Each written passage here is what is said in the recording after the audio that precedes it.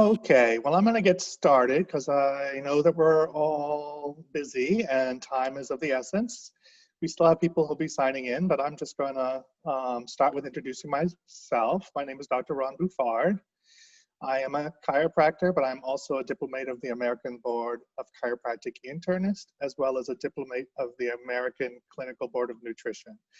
So all that means is I have a lot of letters after my name. I've done a lot of postdoctoral work. Most of them required 300 plus hours, plus national board certification testing. The chiropractic internist kind of gives me the functional medicine point of view, and then the clinical nutrition allows me to teach people a little bit more about nutrition and how it can help. Today, we're going to talk about foods that help boost the immune function. What I want to make clear is that this is a very oversimplified module. This is not completely inclusive nor exclusive. There are plenty of other foods that are certainly good for immunity. All I wanted to do is present a good sort of rounded idea of foods that you should be trying to make sure that you are enjoying in your day-to-day life. So a little bit about me. Again, Dr. Ron Bufard. I joined Align Modern Health just here at the beginning of January. I am a diplomate of the American Clinical Board of Nutrition back in 2018. I became a diplomate of the American Board of Chiropractic Internists in 2017. I lived in Maine for the last 25 years before coming here, and I was very involved with the state association. I graduated from Palmer, which is in Davenport, Iowa, in 1995, and then my undergraduate degree is actually in broadcasting and film. I graduated from Boston University in 1989. So what is really functional medicine? In functional medicine, our approach really is simple. We are trying to create functionality. That is what we do. We offer a custom-tailored approach to treating the whole body, because the body does have the capacity to heal and eliminate pain.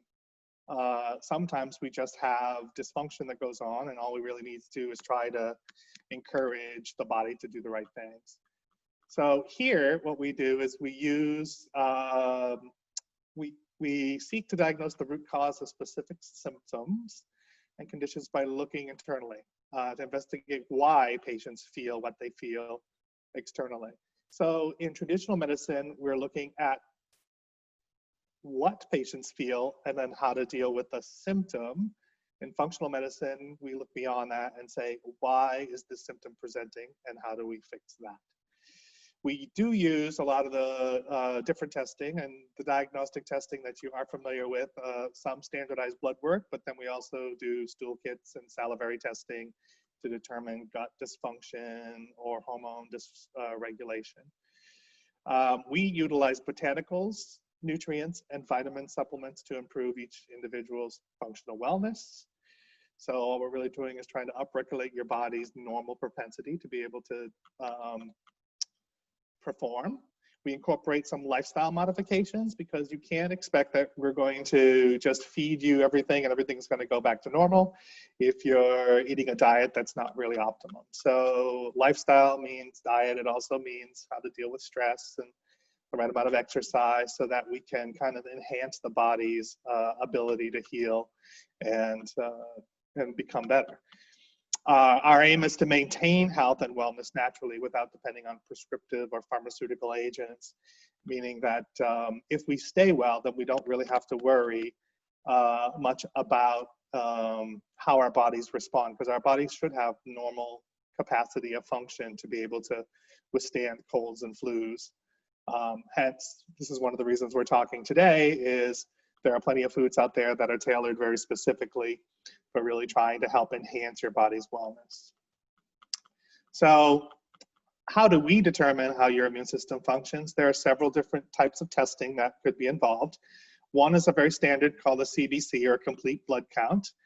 This particular panel allows us to determine how vital your immune system is and alerts us to if there's a higher propensity of a bacterial involvement versus a virus versus an allergy or a parasite. We can differentiate which white blood cells are specific to these particular strains, and then determine the proper procedures, whether we give you an antimicrobial that affects bacteria more than, say, giving you a botanical that actually will help to limit the amount of histamine production, which would be more for an allergy.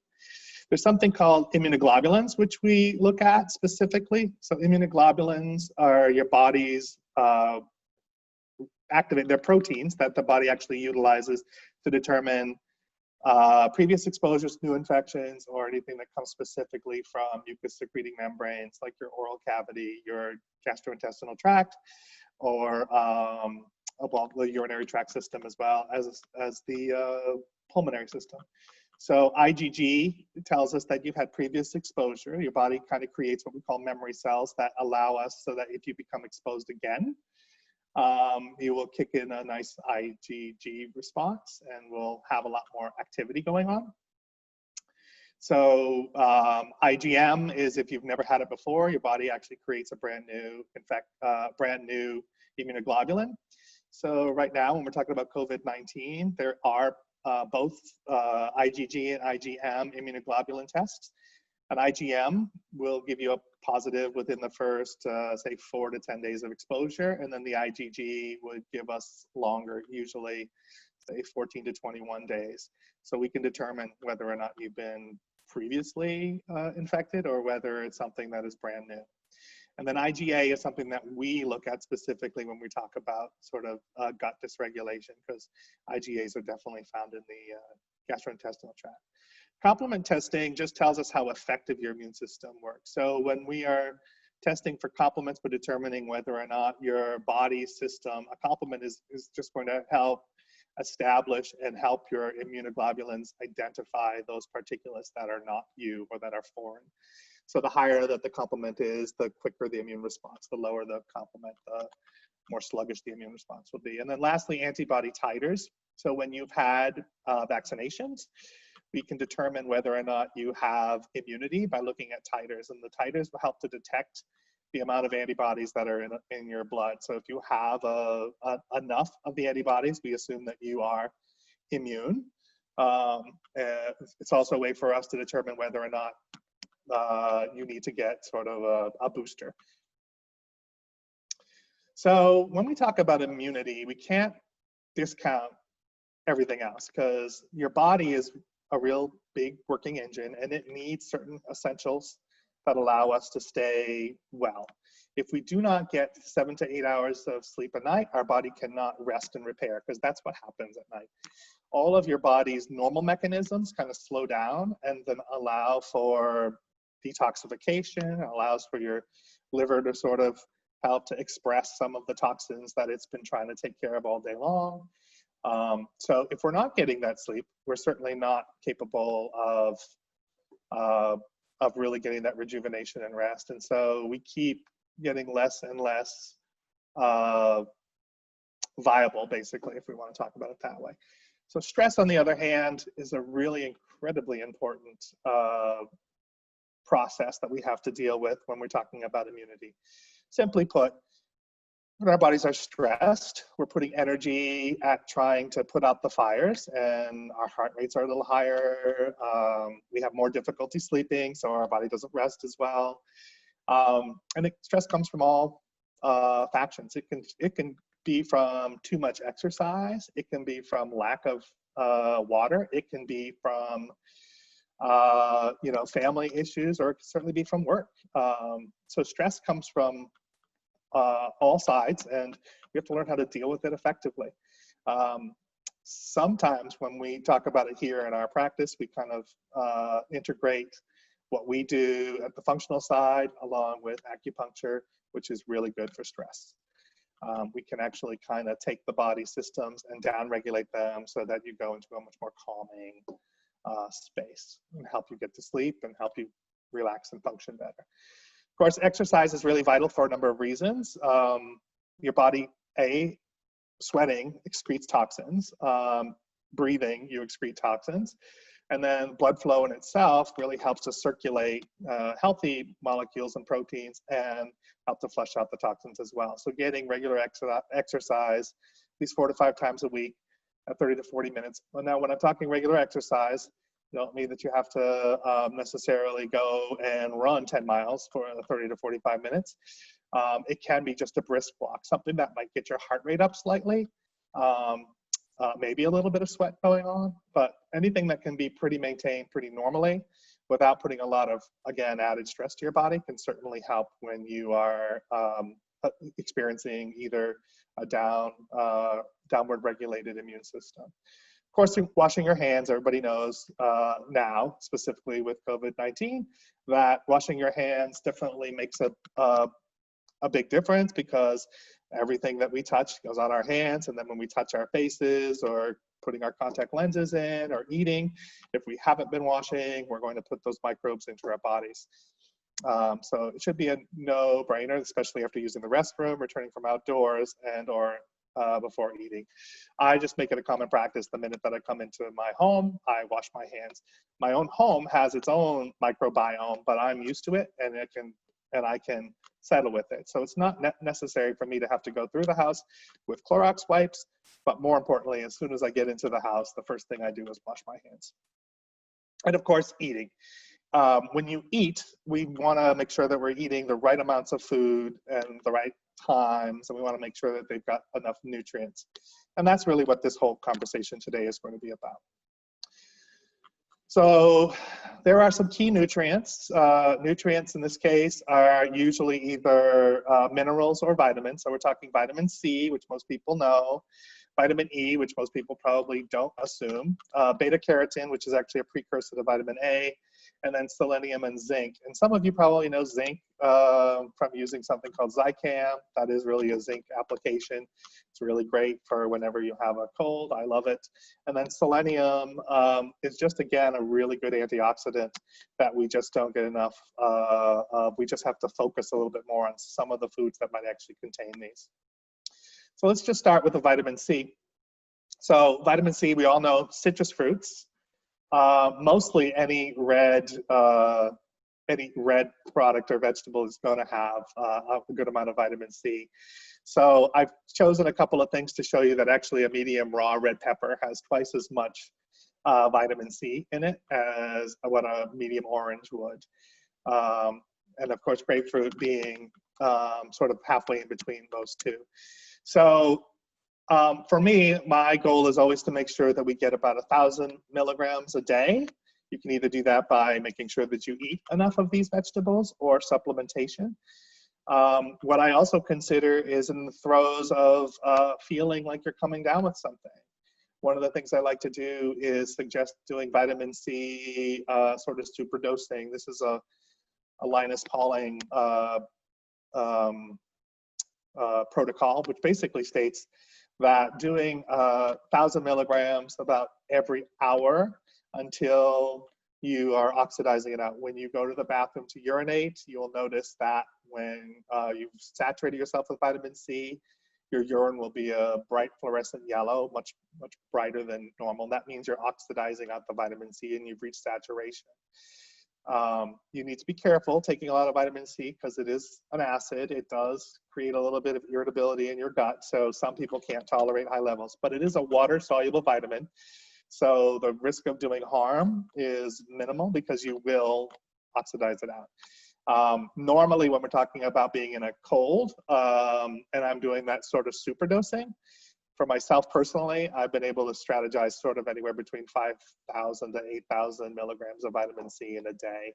And I only do it for about 2 to 3 days. And you make sure that you drink lots of water while you're doing this because, again, vitamin C is ascorbic acid. It's an acid. It can create some pH changes of your body. So if you're flushing it more with a lot of water, you'll be able to tolerate it a little better. So vitamin C, at least 1,000 milligrams, maybe in the throes of a cold, bringing it up to 5,000, about 1,000 milligrams, time released every hour or two until you notice that you're oxidizing out for about 3 days. Vitamin E, on the other hand, is a fat-soluble vitamin, so you have to be careful with how much you take of vitamin E. So vitamin E as itself is, it helps to boost your immunity. So I do sunflower seed kernels all the time in every salad that I eat. And then of course I love almonds, but 2 ounces or about a half a cup of these will meet your daily need. What I always recommend is, like I said, about an ounce or a quarter cup twice a day, so you're dispersing it about. The general consensus is that 1,000 milligrams a day is a fairly good standard for you to hit for the vitamin E, or 1,500 international units, or IU. Again, this is a fat-soluble vitamin, so you do need to be careful not to overdose this one. If you are able to get, you know, half a cup of almonds in your diet a day, then you're going to do pretty well with some vitamin E. Beta-carotene, as I alluded to earlier, is a precursor to vitamin A. And again, vitamin A helps to produce white blood cells and helps to form your mucous membranes. So whenever you have sort of a respiratory cold that's causing some troubles, the beta-carotene will help to make it a lot more stable. So where can we find beta-carotene in foods? Again, sweet potatoes and carrots, anything that is kind of red. You'll see that the sweet potato, one baked sweet potato actually has 150% of the RDA, whereas 1 cup of raw carrots is only 100% of the RDA. The standard dose usually is 700 to 900 micrograms. But again, in the throes of you know, not feeling so well and wanting to supercharge it, up to 3,000 micrograms can be done pretty safely, helping to kind of, again, give you that great immune boost that you might need. I see that some of you are posting some questions, and that's perfect. When we get done, I will try to answer as many as possible. If the questions are a little bit more for public consumption, then I certainly will answer them more so. If there's something that's a little more specific to you, my recommendation would be to consider having a one-to-one conversation with myself or any of the other functional medicine providers. We do offer a 15-minute free consultation for anybody who's interested. So if you have very specific questions about a specific condition or a specific problem that you want to reconcile, by all means, when we get done, there'll be a phone number that you can call for scheduling, and then you can schedule a 15-minute consult so we can actually talk more specifically. So selenium. So selenium is a macronutrient. It is a mineral. It is found in Brazil nuts, which I love, and sardines, which I don't love. So although I was told of this kind of cool recipe, apparently it is a Philippine recipe of cooking sardines, much like you would anchovies in tomato sauce, and it just kind of breaks down in flavors. So I might want to consider doing it that way. But 3 ounces of sardines would give us 80% of the RDA, whereas you can see an ounce of Brazil nuts gives us 1,000 amount of the RDA. And selenium is an antioxidant, as well as the fact that it helps to boost the immune response. So it actually just gives your body a quicker response time. I'm a big fan of the Brazil nuts. As a matter of fact, I have a container right here beside me because I like to, when I'm working, have a little side of nuts that I can just kind of reach for. And I usually put about 4 or 5 of them in my container so that I can enjoy them. Zinc, on the other hand, I already alluded to it, told you Zicam is definitely the pharmaceutical that you'd be most familiar with. It is a zinc product that is used in a homeopathic way. Zinc, however, does come from mainly baked beans, pumpkin seeds. So this is critical for neuronal development, as well as helping, again, to just boost the immune system.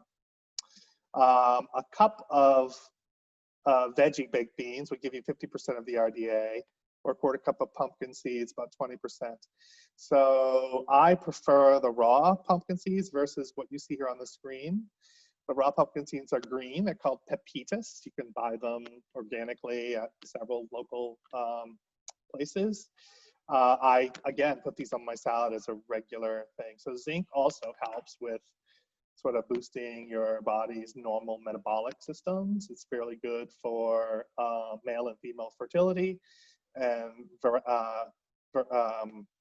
vitality, as well as really helps to boost your thyroid. So your thyroid often needs sort of a zinc compound with it. So there are 6 multifaceted foods that really work for you in a very specific way as far as sort of dampening the immune responses. Turmeric is probably the most widely known now because it's sort of a big kick with it.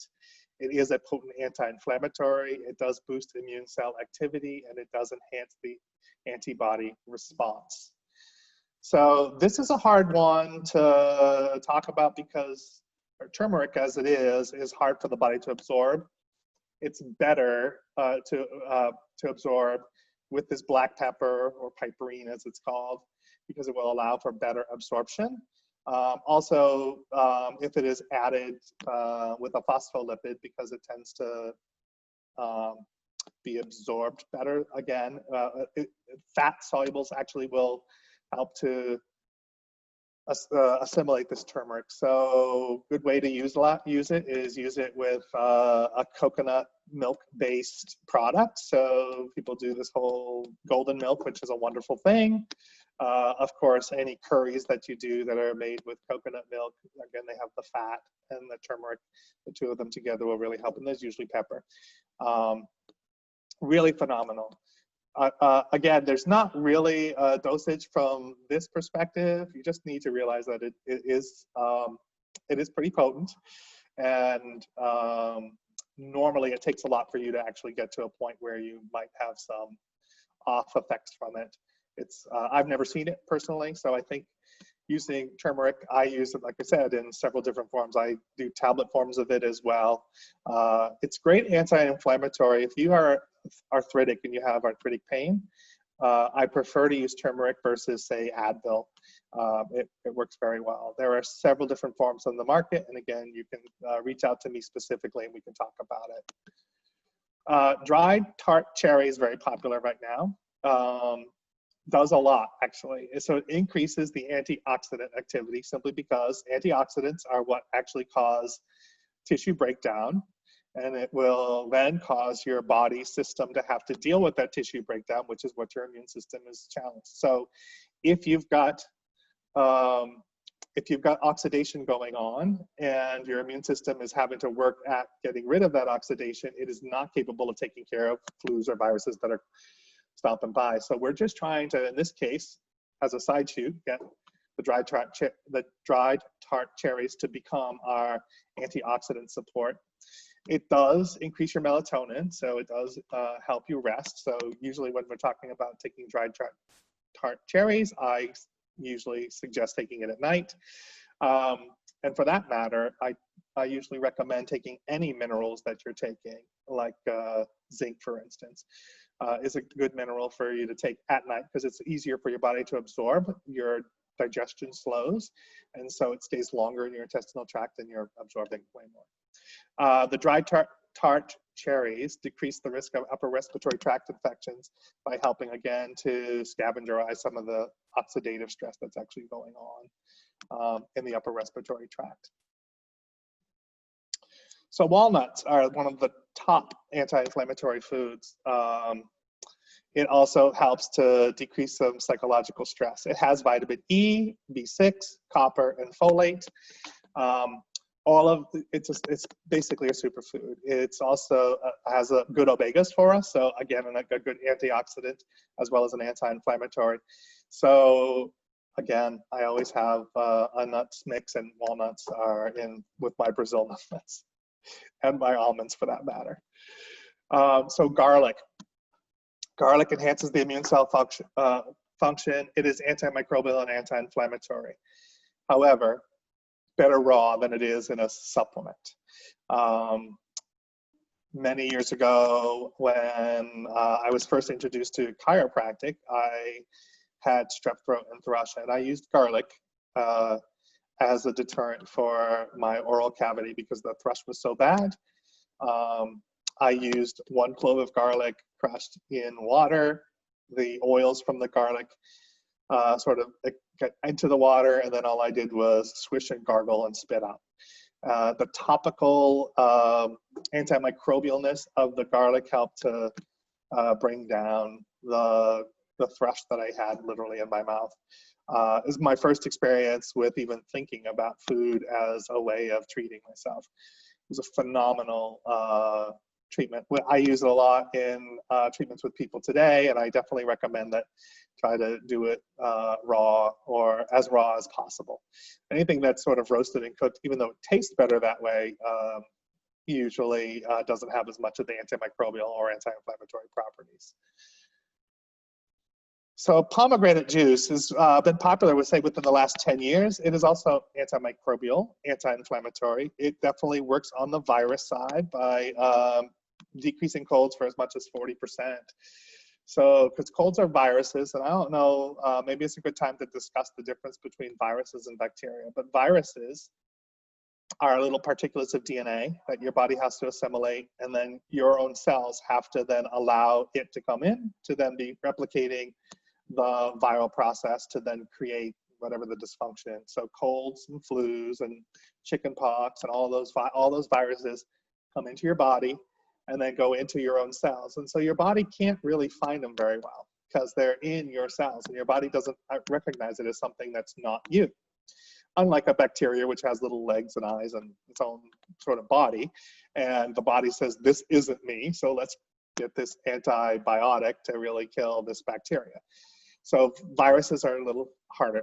Secondly, because they do remain in our bodies, they're always there. So chickenpox, as we know, becomes latent, usually ends up in our dorsal nerve root, where it stays very quiet until your immune system gets challenged.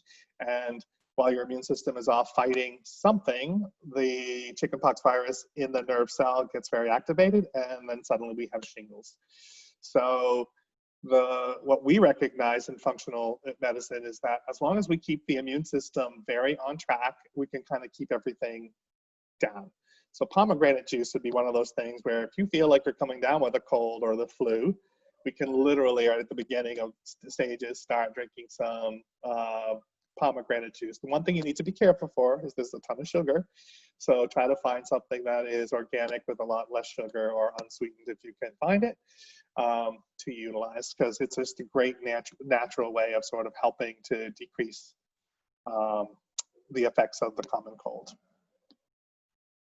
And then green veggies. So these cannot ever be overstated because green veggies, let's face it, they're full of a bunch of nutrients and they come from all different sources. So the nutrients predominantly can be anti-inflammatory or antioxidants. Either way, they're still dampening the immune response, giving your immune system less of a burden. So again, loaded with vitamin A, vitamin C, and B9. It does optimize immunity in the gut, because this is actually where a lot of the fiber that comes from, which is the prebiotic that feeds the good bacteria of the gut. So my little tip down here is, here's a good opportunity to saute some greens, whether it be kale or chard or anything, with a little bit of extra virgin olive oil, and then adding the garlic, the turmeric, and the black pepper at the last minute.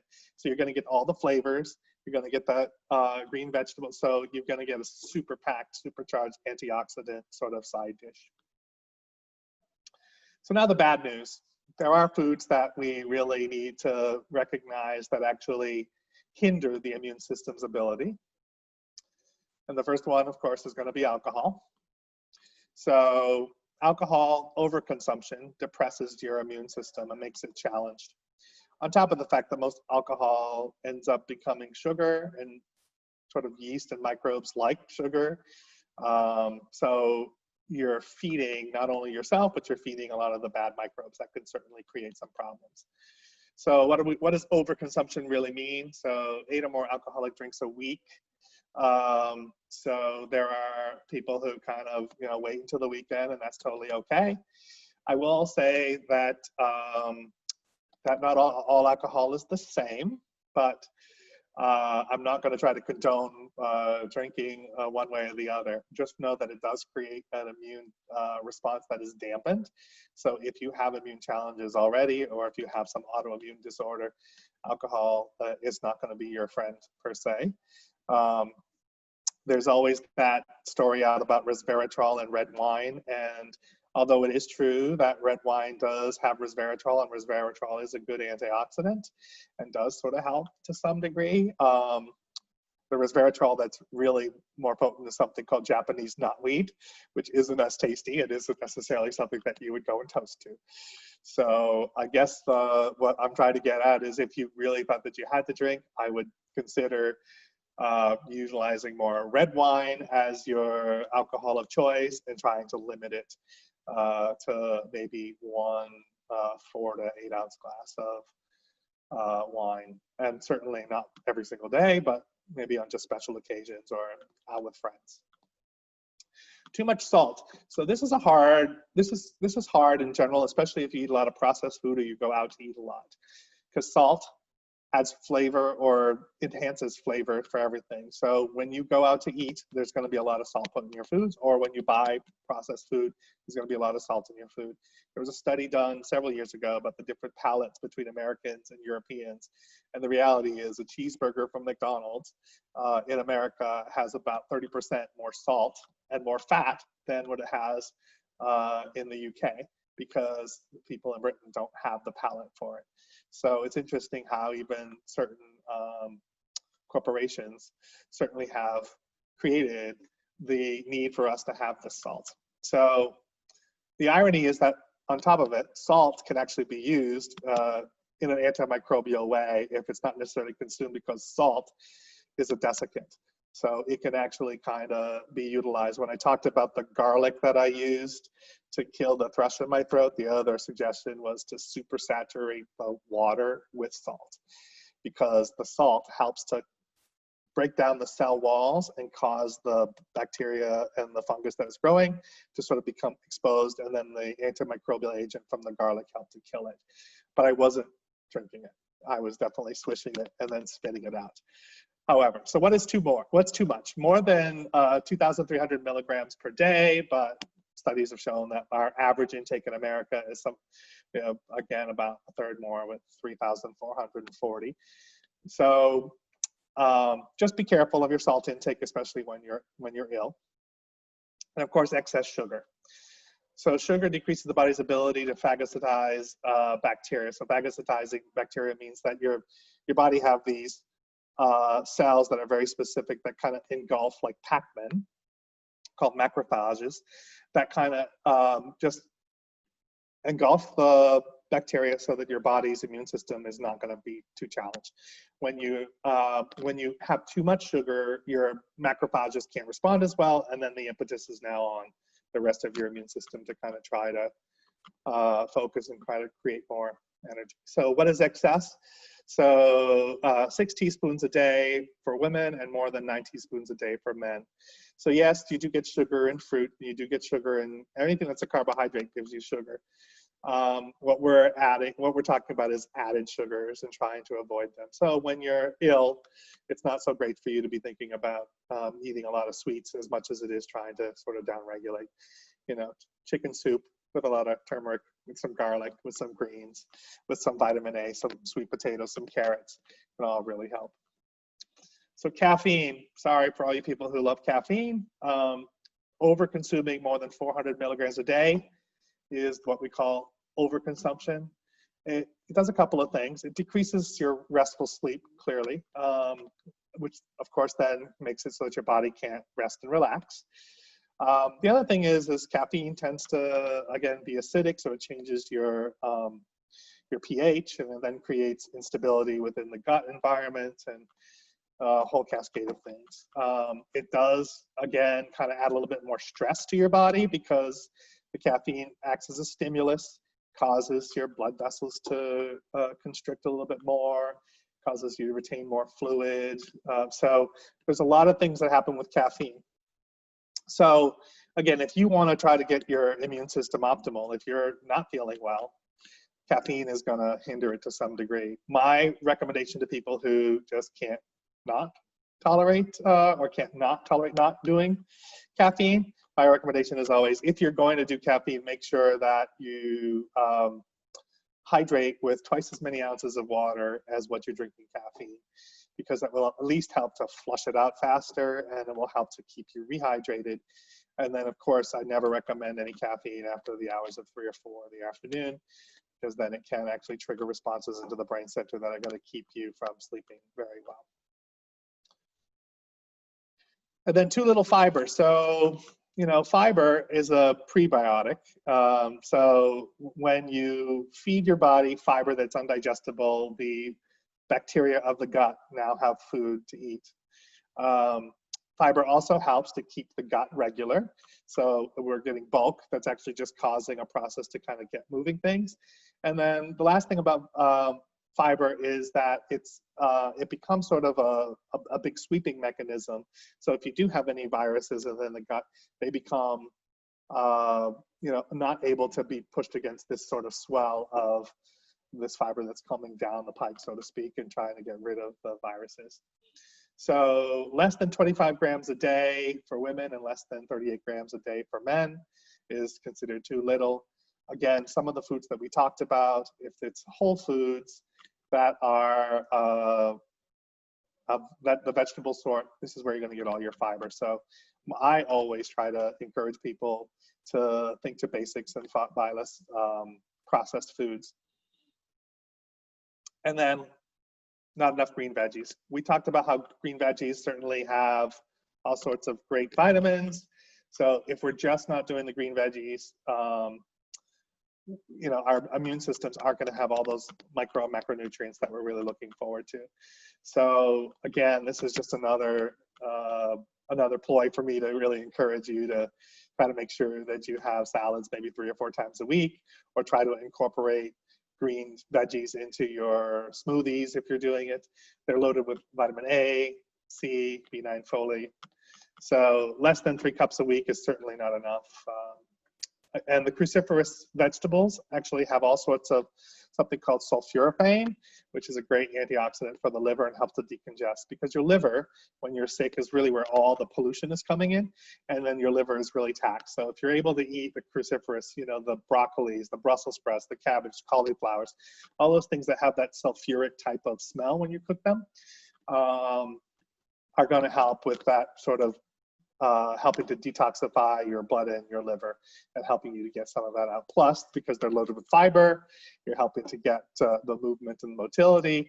And then, of course, you're getting the benefits of all the vitamins that we're talking about. So you can see how green vegetables in general are just super. So at Aligned, we do have a line of products that we have private labeled. These are just a few of the ones that we like to use consistently. So people ask me all the time when I work with them, can I just get this multivitamin from the store? Sure, you can. However, you have to recognize that not all nutrients or not all supplements are the same. We here at Aligned agree strongly and believe strongly with the companies that we utilize, because simply put, the market is great for a lot of these nutrients, and there are a lot of companies out there that will go the distance to try to find cheap ingredients, or unfortunately, especially when you're talking about botanical, sometimes tainted ingredients with sort of tainted with, you know, fungus, just not dried properly, that can actually create harm to you. All the companies that we use go through, they're all pharmaceutical grade for one thing. So it just means that we know what's on the label is in the bottle. So that's number one. Number two, we know they've been through a system where all of their ingredients have been checked for purity. And then once they create the pill, then before they set out that lot, they make sure that they test it and make sure that what's on the label is what's in the bottle. So because of that testing, it does cost more. But the reality is when you're coming to one of us at Aligned, you're really looking for help. And our best suggestion is to try to go with quality ingredients to try to get a therapeutic change to happen. So if you don't have anything going on that you just want to look for something that you just don't feel like you're getting enough in your own diet, then by all means you can go over to your local store and get a multi. But if you're looking to have a change happen because you're not well and we have prescribed something specific for you, it's always best to kind of stick with what we've given you, because A, it's going to create a therapeutic effect. Sometimes it's a much higher dose than what I'm even recommending here today to get a change to happen. And then ultimately, as we work together, we try to make sure that we're going to taper you down and then get you off of them. And then once you're in really good, perfect working order, then you can go ahead and opt to do whatever vitamin that you want. So the core multivitamin is our multi. Methyl B, we talked slightly a little bit about folate, but B12 is really important and B6 is really important. So the methyl B complex that we have is a methylated form of B vitamins, much easier for your liver to assimilate. So if you're sick and your liver has to process the vitamin B that you get from a different store because it's a form called cyanocobalamin instead of methylcobalamin, it just makes your liver now have to work harder at not only dealing with the virus that you're dealing with, but also trying to conjugate or change the B vitamin into something that's usable. The seasonal support is our sort of antihistamine, and it's a natural antihistamine, where Viramax is the antiviral that we use. It's got a lot of botanicals that help to just upregulate your immune system, along with some vitamin C and some zinc. And then the vitamin K2 with D3 I didn't really allude to, but it is a fat-soluble vitamin. It's, there's a lot of studies right now with COVID-19 going on to discuss that the sweet spot for vitamin D3 is sort of between 60 to 80 nanograms. And the idea is vitamin D is used basically as a, on top of it being just a really good immune upregulator, the mucosal membranes that allow for materials to pass through have sort of what we call a porous membrane. And when the porous membrane becomes inflamed, it becomes a lot more porous. In the gut, we call it leaky gut. Vitamin D helps to kind of tighten up those gap junctions and make it so that they're not as open and available. The same thing happens in the lungs. So what the suggestion has been is that having a good amount of the vitamin D in your blood will help you sort of tone down the possibility of there being a problem going forward with the COVID illness. Again, I'm going to stress this. Vitamin D can be toxic at very great levels. I'm not giving you any kind of suggestion as far as how much to dose it. This is something that we normally test in our office, and from there, we can usually determine how best to supplement you so that you can get the right amount of vitamin D. K, by the way, just makes it so that vitamin D, the receptors are a lot more sensitive, number one, and then calcium can also be absorbed better with vitamin K. But vitamin K has to also cause your blood to be a little thin, so people who are taking blood thinners got to be careful with vitamin K. So this is one of those vitamins that you, before you just start taking it randomly, you should either talk with your provider or come into alignment, and let's see if we can determine what your vitamin D and K levels are, and then we can determine what's best for you. So again, when you just can't get everything from the food that you're eating, we can offer you certainly these in vitamin supplementation. So I want to thank you all for joining me. It is 12:46, so we have about 15 minutes of questions. I did want to point out again that if I can't get to your questions today and you want to come in to see us, that's the number, is 312-216-2452. Ask for a free 15-minute consultation with any of the functional medicine providers. We have 15 different clinics throughout the greater Chicago area. And I just want to be sure that if you have anything specific that you want to talk to me about, you can certainly ask for me, Dr. Ron Bufard. I work out of the Southport Clinic and the River North Clinic, but there are plenty of other providers, like I said, throughout the city that can also answer the same questions. So I'm going to come to the question and answer section. And actually, before I do that, I'm going to stop sharing my screen with you. Oh, lastly, I did want to make sure I pointed out to you that that truly, in fact, this is being recorded, and then once they've edited it, they will send you a link. So if you missed something, you'll be able to get to see it again, share it with other people if that's what you really want to know. So are there other good options for selenium for those of us who are vegetarians with nut allergies? So yeah, there are. So you can get selenium also from most of the legumes. So the beans are a good source of them. They're just not as optimal. But it's hard when you're a vegetarian, because it's really hard, especially if you're a vegetarian with nut allergies, because good sources of protein and good sources of fats you can miss out. But there are definitely options out there, and like I said, mostly from beans, usually white beans and lentils and whatnot. Do you recommend rigorously tracking food, drink, snack intake through an app like MyFitnessPal or similar? I think it's great. MyFitnessPal is one. I have used it before in the past.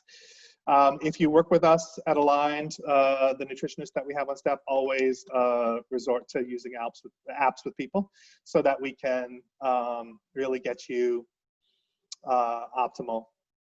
So how much tart cherries a day? So this is really going to vary on you, Lori. As far as how much, I'm going to tell you that if you're doing the tart cherries themselves, somewhere between a quarter cup to a half a cup just before bed. If you're doing the tart cherry juice, you can probably do, again, probably a good half a cup to a cup. Make sure that it's just not sweetened. If you have kidney disease, what should be the intake of these foods? So this is something more specific that I won't answer here. I would say that if you need some assistance, I would love to chat with you privately, and we can kind of discuss what your issues may be. Keep in mind, I'm going to say this again, from a functional standpoint, we look at, we actually look to see whether or not you have issues nutritionally and how best to supplement you. Our goal is not necessarily to try to treat something very specifically with a targeted antimicrobial or what have you. The goal here is to get your body to work and function normally. So the question I have is, what is the actual source of the kidney disease, and is there anything that we can do to help make it so that your kidneys can function at a higher rate? And there may be. That's where I think we would really need to have a private consult. Does cooked garlic work as well as raw garlic? No, it doesn't. Not as an antimicrobial, although it certainly, I like garlic any way you can get it. So I encourage you to certainly get garlic in as much as you possibly can. But when you cook, and this is the truth about most of the foods that we discussed today, when you cook some of the good nutrients unfortunately break down. Heat and light can affect them, so raw is better with just about everything. Can 8 green tablets be used to replace veggie consumption? So I'm not 100% sure. What I will say is, if you're curious, reach out to me separately and we can look it over. I don't know anything about 8 green tablets, so I have no idea what they are. I can look it up for you and let you know what really is the scenario. Regarding personal treatment, how effective is such treatment if one isn't able to have the test? I live abroad and probably won't be able to return to Chicago for 8 to 10 months. So you can get some of these tests probably from from wherever you're living, because some of these are fairly straightforward, very normal tests. So all we would have to do is actually have a conversation with you, recommend that you go to a provider there to have them do the testing for you, and then get all the information. CBC, CMP, and a lot of the micronutrient testing that we do is all standard testing. So it can be done whether you're on my block in my neighborhood or across the seas. What is good for sinus infections? Well, that really depends on the sinus infections and where they're coming from, and is it truly infectious? This is, again, a scenario where I'd love to be able to help you out. I need to get a little bit more information to know, because we're not going to treat using a product specifically for sinus infection unless we know what really is causing the infection. So we treat the cause, not the actual symptom. So again, I would recommend that you reach out to me, Karen, either via a 15-minute consultation, and we can certainly talk. Okay? Can't digest oils well. Well, that means we definitely have much more of a bigger issue going on. When you're not digesting oils, it's usually a larger process or function.